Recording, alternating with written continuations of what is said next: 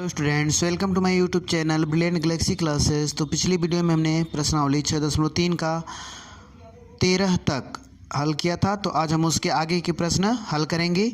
तो आप देख सकते हैं आगे का प्रश्न 14वां। एक त्रिभुज ABC की भुजाएं AB और AC तथा माध्यिका AD एक अन्य त्रिभुज की भुजाओं PQ और PR तथा माध्यिका PM के क्रमशः समानुपाती दर्शाए। एक त्रिभुज ABC समरूप होगा PQR के। ठीक, तो यहाँ पे देखिए त्रिभुज ABC बनाइए और त्रिभुज PQR बनाइए। ये तो रचना किया गया है। इसके बाद तो पहले आप त्रिभुज ABC और PQR बनाएंगे और AD और PM इन त्रिभुजों की माध्यिकाओं को आप बनाएंगे।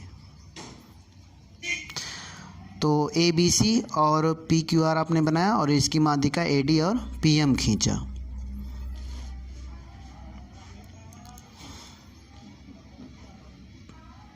और देखिए दिया क्या गया है, त्रिभुज ABC की भुजाएं AB और AC तथा माध्यिका AD एक अन्य त्रिभुज की भुजाओं PQ और PR तथा माध्यिका PM के क्रमशः समानुपाती है। इसका मतलब क्या हुआ कि आप कह सकते हैं कि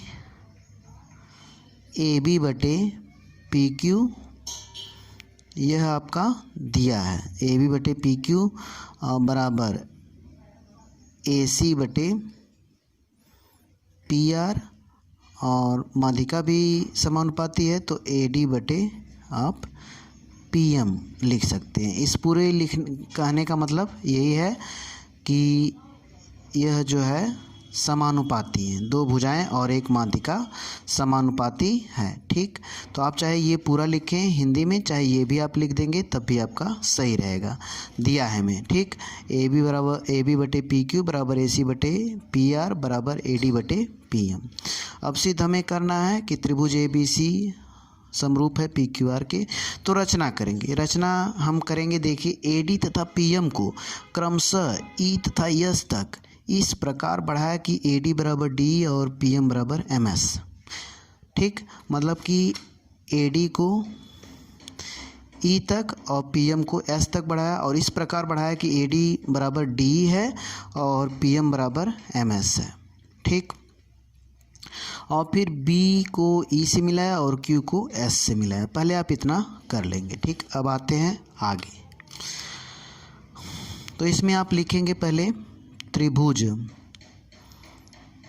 ADC तथा त्रिभुज BDE EDC लिख लीजिए। E व्यवस्थित करके लिखना पड़ेगा। अगर ADC कह रहे हैं तो आप EDB कहेंगे, EDB में। ठीक, तो इसमें आप देख सकते हैं इस त्रिभुज को हम दिखा रहे हैं आपको ADC और EDB में यह भुजा जो इसके बराबर है। ठीक, और यह क्योंकि AD माध्यिका है, माध्यिका का मतलब BC का मध्य बिंदु D है, तो ये वाली भुजा भी इसके बराबर हो जाएगी। और ये देखिए कोण शीर्षाभिमुख कोण है, ये भी आपस में बराबर होगा। तो आप देख रहे हैं कि दो भुजाएं और उसके बीच का कोण क्या है, बराबर है। तो यहाँ पे सर्वांग सम होगा क्योंकि भुजाएं बराबर हैं, समानुपाती नहीं दिया गया है। ठीक ना, तो यहाँ पे आप लिखेंगे क्या क्या, AD बराबर D रचना से ये बराबर है और DC बराबर BD कह दें। और क्योंकि D मध्य बिंदु है, D मध्य बिंदु है और किसका, BC का, इसलिए जो है CD और BD बराबर है। और इसके बीच का कोण, हमको कोण यहीं पर आप लिख लीजिए, है ना, तो कोई दिक्कत नहीं है। लेकिन यहाँ पे लिखेंगे तो भुजा कोण भुजा आपको सीधे सीधे मिल जाएगा। ठीक ना, तो AD बराबर D लिखने के बाद हम यहाँ पे कोण भी दिखा दे रहे हैं। कोण ADC बराबर कोण EDB, ED और B। यहाँ पे देखिए इसका रीज़न जो लिखेंगे आप, ठीक, लिखिएगा शीर्षाभिमुख कोण। क्या, शीर्षाभिमुख कोण से यह जो है बराबर हुआ है। तब देखिए भुजा कोण भुजा से यह दोनों त्रिभुज आपस में क्या होंगे, सर्वांग सम होंगे। तो भुजा कोण और भुजा द्वारा, ठीक। और त्रिभुज ADC सर्वांग सम हुआ और त्रिभुज EDB के सर्वांग सम होने के बाद सर्वांग सम अभिगृहित से सर्वांग सम अभिगृहित द्वारा, ठीक। तो देखिए AC जो भुजा होगी वो BE के बराबर होगी, ठीक ना। तो AC बराबर BE, ठीक। अब इसी प्रकार त्रिभुज, देखिए इसमें इस वाले त्रिभुज और इस वाले त्रिभुज में, ठीक। अर्थात PMR तथा त्रिभुज SM और Q में, ठीक ना। तो QS बराबर PR, QS और बराबर या PR बराबर QS लिख लें, क्योंकि उसमें भी उसी प्रकार लिखे थे PR बराबर QS। तो ये दोनों चीज़ें आपको मिल गई, PR QS के बराबर है और AC जो है BE के बराबर है। अब आ जाते हैं, अब जो दिया है उससे हम हल करेंगे। दिया क्या है, AB बटे PQ बराबर AC बटे PR बराबर AD बटे PM, ठीक। तो अभी आप देखें कि AB ये दिया है, ठीक, प्रश्न में ही है, AB बटे PQ अब बराबर AC को आप क्या लिख सकते हैं, AC को आप BE लिख लीजिए क्योंकि अभी नीचे सिद्ध हुआ है, ठीक। आप PR को QS लिख सकते हैं, यहाँ पे हमने अभी सिद्ध किया है, AC बराबर BE और PR बराबर QS। और AD को क्या लिख दीजिए, दोनों ऊपर नीचे 2 से गुणा कर दीजिए, 2AD बटे 2PM, क्योंकि हमने ऊपर भी 2 से गुणा किया नीचे भी गुणा किया तो अनुपात में कोई चेंजेज नहीं होगा, ठीक। तो अनुपात तब भी तीनों का वही रहेगा। और 2AD को क्या लिख सकते हैं, देखिए यहाँ पे AD है और DE भी तो AD के बराबर है, तो 2AD को हम AE लिख सकते हैं, ठीक। तो यहाँ पे आप लिखेंगे AB बटे PQ बराबर BE बटे QS बराबर 2AD को हम क्या लिख लें, AE लिख लें, ठीक। और 2PM को क्या लिख सकते हैं, देखिए PM और ये MS बराबर है PM के, तो MS भी तो PM हुआ, तो MS और PM, ठीक। MS खुद PM है तो PM 2PM हो जाएगा, ठीक। तो यहाँ पे आप क्या लिखेंगे, 2PM को आप क्या लिखेंगे, क्योंकि PM ये भी PM, तो 2PM हो गया, तो 2PM यहाँ से PS लिख देंगे, ठीक। यहाँ पे आप क्या लिख दें, PS लिख दें। अब देखिए, अब ये तीनों अनुपात जो देख रहे हैं, त्रिभुज ABE और PQS, ठीक, कि त्रिभुज ABE में और PQS में आप देखिए इसमें तीनों, इन त्रिभुजों की तीनों भुजाएं समानुपातिक हैं। तो हम कह सकते हैं कि भुजा और भुजा द्वारा, ठीक।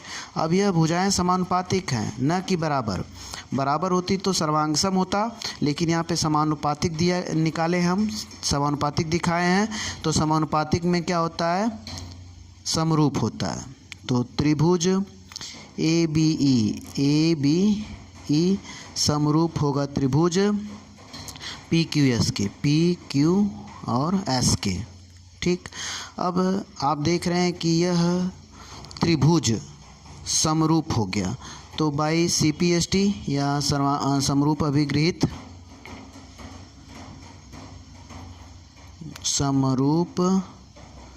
अभिगृहित द्वारा, ठीक।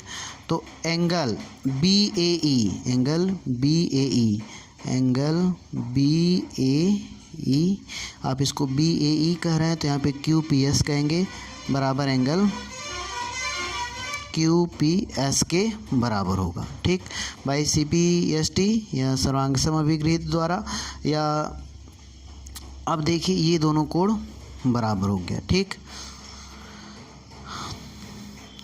तो अगर बराबर है, मान लीजिए कि ये दोनों कोण क्या है, एक एक है। ठीक, दोनों कोण जो है एक कह लें। ठीक, इन दोनों कोणों को हम एक कह लें, अर्थात यहाँ पे जो कोण ये वाला आया है, कोण एक ये भी है और कोण एक ये भी है। ठीक, ये दोनों कोण क्या है, बराबर है, नंबर में हमने लिख दिया। ठीक, अब देखिए इसी प्रकार हम क्या लिखेंगे, इसी प्रकार। ठीक, इसी प्रकार हम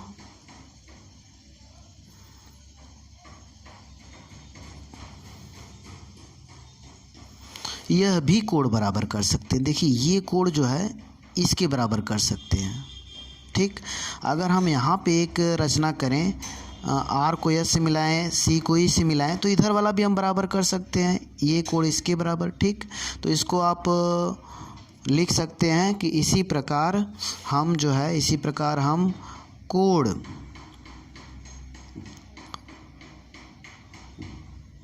सी ए ई बराबर कोण आर पी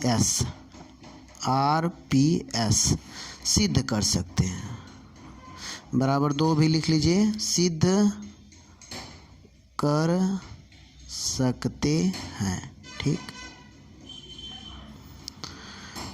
अब देखिए 2-1 की कोई ज़रूरत नहीं है, अगर आप चाहते हैं कि ना लिखें तो मिटा दीजिए, कोई परेशानी नहीं है ना, और नहीं तो दिक्कत आपको बढ़ जाएगी, तो यहाँ पे आप मिटा दीजिए।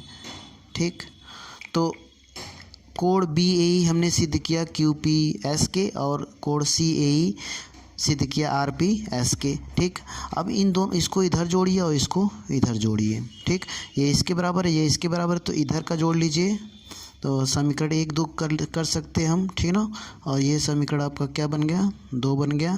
तो समीकरण 1 तथा समीकरण 2 से। ठीक, तो हम इधर का इधर जोड़ दे रहे हैं, इधर का इधर, तो एंगल बी ए ई प्लस एंगल सी ए ई। ठीक, और होगा क्यू पी एस प्लस कोण आर पी एस। ठीक, देखिए ये दोनों कोण मिल के, ठीक, कोण ए हो जाएगा। ठीक, क्योंकि बी ए ई और सी ए ई आप देख रहे हैं, बी ए ई और सी ए ई, यह कोण पूरा क्या हो जाएगा, ए हो जाएगा। ठीक, तो इसको हमने कोण ए लिख दिया, और क्यू पी एस और आर पी एस इसको हम क्या लिख सकते हैं तो आप देख रहे हैं क्यू पी एस और आर पी एस, ये कोण पी। ठीक, कोण पी ये आपका बराबर सिद्ध हो गया। ठीक, ये आपका बराबर सिद्ध हो गया। यहाँ पे 1-2 हटा दीजिए क्योंकि हम 1-2 का यूज नहीं कर रहे हैं। ठीक, तो हमने यह सिद्ध कर दिया कि कोण ए जो है पूरा कोण पी के बराबर है। ठीक, अब हम देखिए यहाँ पे लिख सकते हैं अब। ठीक, त्रिभुज ए बी सी तथा त्रिभुज पी क्यू आर में। ठीक, तो ए बी बटे पी क्यू है। ठीक, और बराबर ए सी बटे पी आर है, और एक कोण जो है बीच का बराबर है कोण ए बराबर कोण पी। ठीक, तो आप दोनों त्रिभुज में देख सकते हैं कि आमने सामने की भुजाएं जो हैं, 2 भुजाएं समानुपातिक हैं। ठीक, और उन्हीं के बीच का कोण जो है बराबर है, तो हम कह लें कि भुजा कोण और भुजा द्वारा, ठीक, त्रिभुज त्रिभुज ए बी सी समरूप होगा त्रिभुज पी क्यू आर के। ठीक, तो इस प्रकार यह प्रश्न आपका हल हुआ। तो काफ़ी अच्छा प्रश्न है, इसे आप सावधानी से देखकर समझ सकते हैं। तो आते हैं अगले प्रश्न पर। तो 15वां प्रश्न आप देखें, लंबाई 6 मीटर वाले एक ऊर्ध्वाधर स्तंभ की भूमि पर छाया 4 मीटर है, जबकि उसी समय एक मीनार की छाया की लंबाई 28 मीटर है। मीनार की ऊंचाई ज्ञात करिए।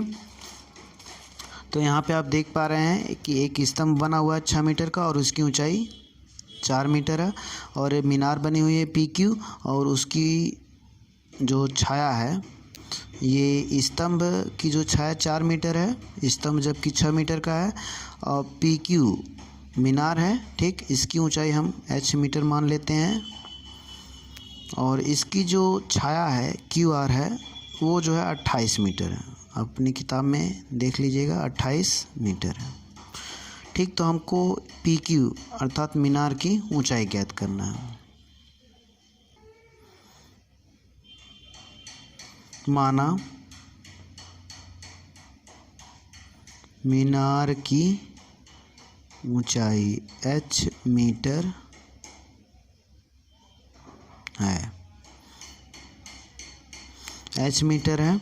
माना मीनार की ऊंचाई h मीटर है, और जानते हैं कि यह कोण 90 है। यह भी कोण, क्योंकि जब स्तंभ है सीधे खड़ा होगा ज़मीन से, ये ज़मीन है तो 90 डिग्री पर ही होगा। ठीक, तो और इसी प्रकार जो है मीनार भी है, ज़मीन से लगी तो सीधे खड़ी होगी, इसलिए 90-90 हमने बना रखा है। ठीक ना, तो एक कोण तो मिल रहा है, और दूसरा कोण ये देखना है कि जो प्रकाश होता है, ठीक ना, एक ही समय में एक ही कोण बनता है, समान कोण बनता है। ठीक, तो आप यहाँ पे लिखेंगे त्रिभुज ए बी सी तथा त्रिभुज पी क्यू आर में त्रिभुज ए बी सी में कोण ए बी सी बराबर कोण पी क्यू आर, दोनों 90 है तभी बराबर होगा। ठीक ना,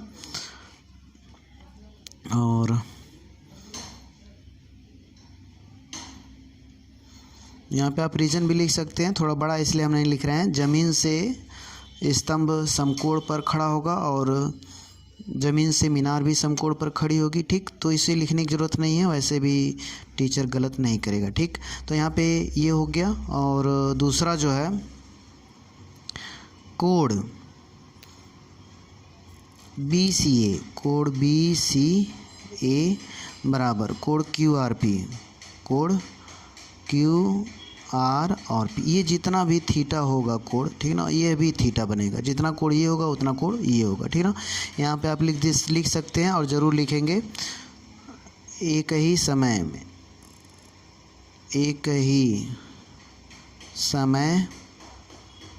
में सूर्य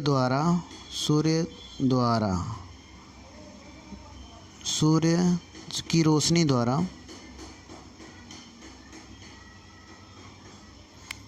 द्वारा बना कोण। ठीक ना, तो देखिए यहाँ पर एक ही समय में कोण बन रहा है, तो ये दोनों बराबर होंगे। तो आप देख पा रहे हैं इन दोनों त्रिभुज में दो कोण बराबर हो गए। तो कोण समरूपता से त्रिभुज ए बी सी समरूप होगा त्रिभुज पी क्यू आर के। तो आप कह सकते हैं कि ए बी बटे और पी क्यू और फिर बी सी बटे क्यू आर। ठीक, तो ए बी आप जान रहे हैं 6 है और पी क्यू h है, और बी सी यहाँ पर 4 है। क्यू आर कितना है, क्यू आर 28 है। तिरिया गुणा कर लीजिए, h गुणे 4 बराबर 6 गुणे 28, h बराबर 6 गुणे 28 बटे 4, 4 सत्ते 28, 6 सत्ते 42 मीटर। ये जो है मीनार की ऊंचाई आ जाएगी। ठीक, तो इस प्रकार आपका यह प्रश्न हल हुआ। अब आते हैं अगले प्रश्न पर।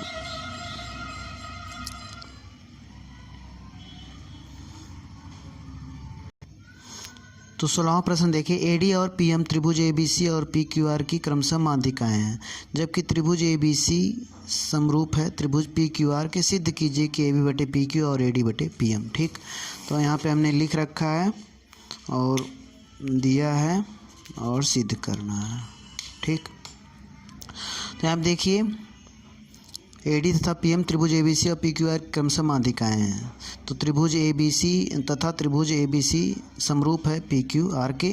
तो देखिए, माध्यिका होने का मतलब ये एडी माध्यिका तो डी जो है मध्य बिंदु होगा बीसी का, और पीएम माध्यिका तो एम जो है मध्य बिंदु होगा क्यूआर का। ठीक, और यह देखिए त्रिभुज समरूप है और हमें यह करना ए बी बटे पी क्यू करना है, ए बी बटे पी क्यू और ए डी बटे पीएम। तो अगर हम यह त्रिभुज और यह त्रिभुज समरूप कर दें तो काम हो जाएगा, क्योंकि इन्हीं दो त्रिभुजों की भुजाएं हैं जो समानुपातिक हैं, इन्हीं दो त्रिभुज की भुजाएं हैं, तो हमें इन्हीं दोनों त्रिभुजों को समरूप करना पड़ेगा। ठीक, तो अब हम यहाँ पे लिखें त्रिभुज ए बी सी समरूप है त्रिभुज पी क्यू आर के, और हल यहाँ पे हम कर रहे हैं या उपपत्ति लिख सकते हैं। ठीक, तो यह दिया है। ठीक, तो यह दिया है तो हम जान रहे हैं जब समरूप होगा तो संगत कोण बराबर होंगे। तो कोण बी बराबर कोण क्यू समरूप अभिगृहित से, समरूप अभिगृहित द्वारा, जब बी और क्यू बराबर हो गए। ठीक ना। अच्छा, डी जो है मध्य बिंदु है बीसी का। तो यहाँ पे देखिए त्रिभुज ए बी सी और पी क्यू आर, हम फिर वही लिख ले रहे हैं, हमको यहाँ पे लिखना चाहिए। चलिए कोई बात नहीं, ए बी सी समरूप है त्रिभुज पी क्यू आर के। ठीक, हमने इसको लिख के ये लिखा समरूप अभिगृहित द्वारा। एक बार फिर लिख दे रहे हैं, त्रिभुज A B C P Q R के समरूप है, ये दिया है। ठीक, दिया है, इसका मतलब ये हुआ कि समानुपातिक तो हो जाएंगी। कौन कौन सी भुजाएं? ए बी बटे पी क्यू और बराबर बी सी बटे क्यू आर। ठीक, तो यह भुजाएं समान अनुपात में होंगी। तो ए बी बटे पी क्यू को तो रहने दीजिए, यहाँ पे बी सी को क्या लिख सकते हैं? बी सी को 2BD लिख सकते हैं। 2BD क्यों लिख सकते हैं? देखिए यहाँ पे बी सी है तो बी डी और डी सी मिल के हैं, बी सी बनाने के लिए B D plus D C करना पड़ेगा, और डी सी खुद जो है बी डी के बराबर है। ठीक ना, तो इसलिए आप 2BD लिख सकते हैं बी सी को। ठीक ना, तो यहाँ पे आप बी सी को क्या लिखेंगे? 2BD, और यहाँ पे क्यू आर को हम क्या लिख सकते हैं? 2QM, और बराबर ए बी बटे पी क्यू। तो अब यह जो है 2 से 2 कट जाएगा। बहुत लोगों को ये नहीं समझ आया कि हमने बी सी को बी डी क्यों लिखा। यहाँ पे हम एक एक्सप्लेन कर दे रहे हैं। बी सी बराबर क्या है? देखिए B D plus D C. ठीक, अब बी डी तो बी डी है ही। ठीक, प्लस डी सी जो है बी डी के बराबर है, क्योंकि डी मध्य बिंदु है बी सी का, तो बी डी जो है डी सी के बराबर है। तो आप डी सी को भी बी डी लिख सकते हैं, क्योंकि दोनों ही बराबर हैं। तो अब इसे आप क्या लिखेंगे? 2BD। ठीक, तो इसी प्रकार क्यू आर को भी हम 2QM लिख सकते हैं। अब ये कट गया। ठीक, अब ए बी अनुपात क्या हुआ? ए बी बटे पी क्यू बराबर बी डी बटे QM। ठीक, तो हम 2 चीज़ें हमने प्रूव किया। ठीक, त्रिभुज ए बी डी में ए बी डी तथा त्रिभुज पी क्यू एम में। ठीक, देखिए यहाँ पे एक कोण हमने सिद्ध किया था बी क्यू के बराबर है। ठीक, कोण बी बराबर कोण क्यू, और एक भुजा जो है ए बी बटे, यहाँ पे लिख लीजिए ए बी बटे पी क्यू। ठीक, अब बराबर बी सी बटे क्यू आर। तो देखिए जब एक कोण जो है बराबर है और इन कोणों को घेरने वाली भुजाएं समान अनुपात में हैं, तो हम कह सकते हैं कि यहाँ पे जगह नहीं, यहाँ पे हम लिख दे रहे हैं कि